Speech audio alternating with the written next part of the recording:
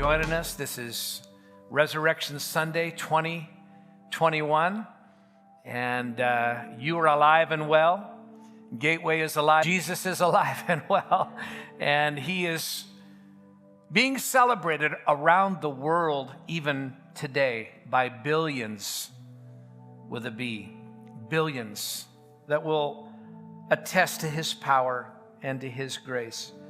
You know, a year ago, we were not able to gather. A year ago, I had to look at this camera.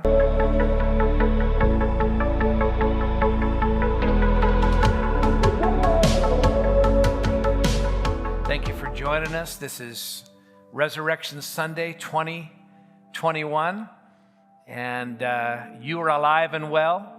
Gateway is alive and well. Jesus is alive and well, and he is being celebrated around the world even today by billions with a B, billions that will attest to his power and to his grace. You know, a year ago, we were not able to gather. A year ago, I had to look at this camera and talk to you on Resurrection Sunday with no audience and no knowledge of when we could possibly be together. But I'm just so glad that we are together. To describe that experience and the 12 months that came after it as the pits, I think would not be strong enough language. That was really hard. And yet, through this whole year, we've seen loving kindness.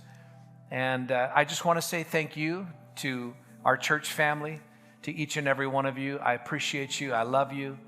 I thank God for you. I thank God for this team. And we are here today by the grace and glory of God. Let's get into the message, and let's talk about resurrection, and let's talk about whatever it takes.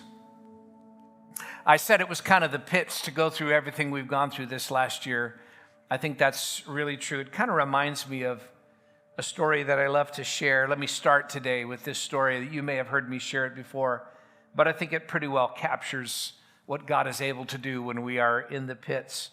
A man fell into a deep pit, and he couldn't get out. Many came and they saw his struggle, but nobody helped. A curious person said, "How'd you fall into that pit?"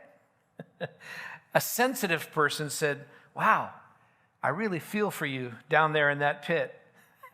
And then a prophetic person came along and said, "I knew you would fall into that pit." A judgmental person came to the pit and said, "It's really your fault that you're in that pit."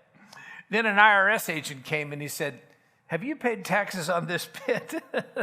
A politician said, "This pit is the result of a previous administration."